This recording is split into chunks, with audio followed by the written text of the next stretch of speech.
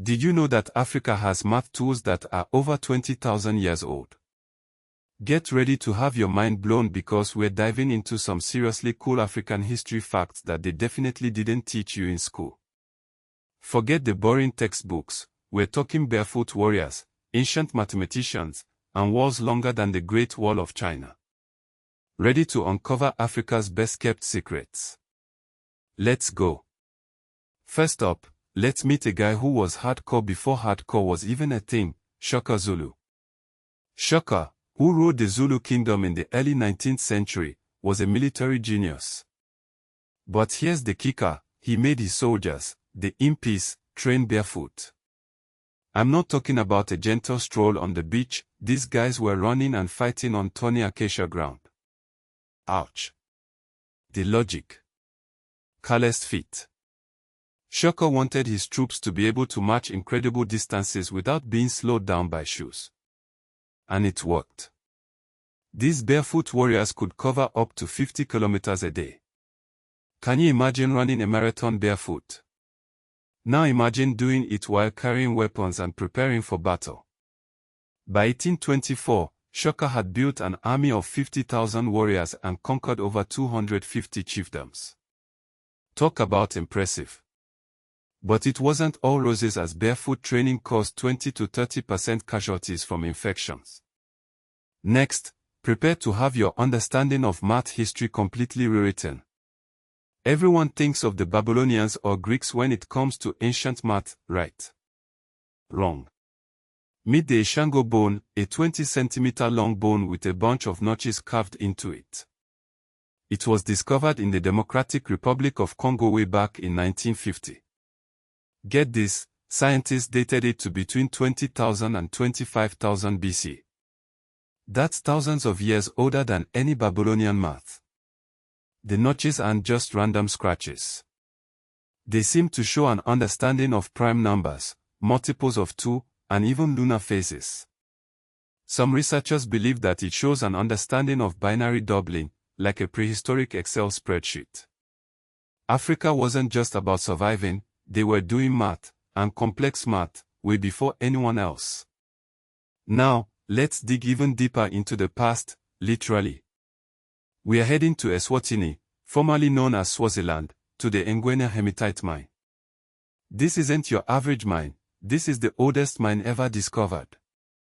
People were digging here for hematite, a source of iron ore and red pigment, as far back as 43,000 BC. That's right, 43,000 years ago.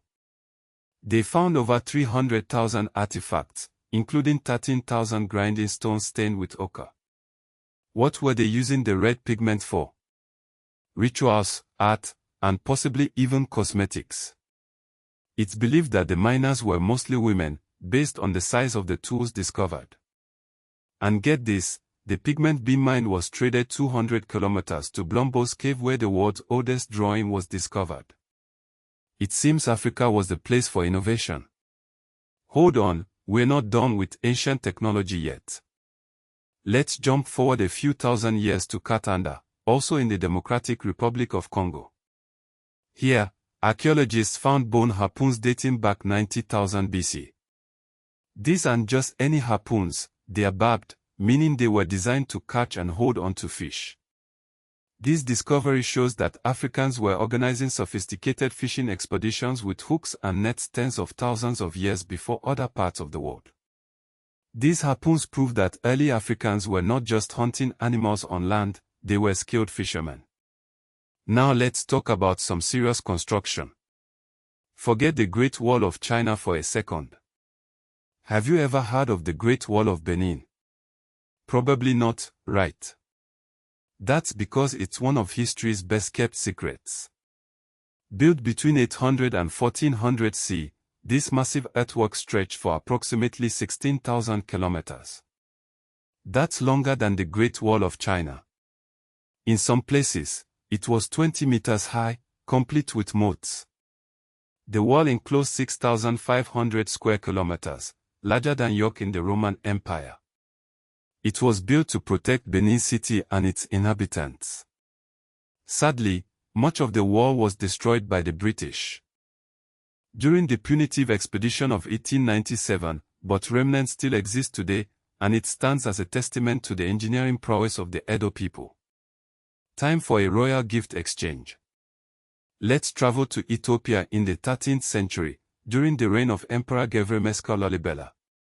This guy was a master diplomat. In 1209, he sent a truly unforgettable embassy to the Ayyubid Sultan Al-Adila in Cairo. The gifts: an elephant, a giraffe, a zebra, and a hyena. And, just for kicks, some giraffe blood and ivory. Contemporary texts say the giraffe arrived alive. Why all the exotic animals? Lalibela was trying to form an alliance against the Fatimids, a rival Islamic dynasty. And yes, the hyena may or may not have ended up as part of a Cairo feast. He was playing the Game of Thrones, but with more exotic animals. Now, let's talk about wealth, serious wealth. We're talking about Mansa Musa, the ruler of the Mali Empire in the 14th century. Mansa Musa was so rich that he single-handedly crashed the Egyptian economy. In 1324, he made his famous pilgrimage to Mecca. His caravan included 60,000 people, 12,000 slaves, and 500 servants, all loaded down with gold. When he passed through Cairo, he gave away so much gold that he devalued the Egyptian currency for over a decade. Some historians estimate his wealth to be equivalent to 400 billion today. Beyond the bling, Mansa Musa was also a patron of the arts and education. He brought architects from Andalusia to build mosques and libraries in Timbuktu, making it a center of learning. The Sankore University in Timbuktu had 25,000 students back in the 1330s, making it one of the largest universities in the world at the time. Finally, let's head to Sudan to explore the pyramids of the Kingdom of Kush.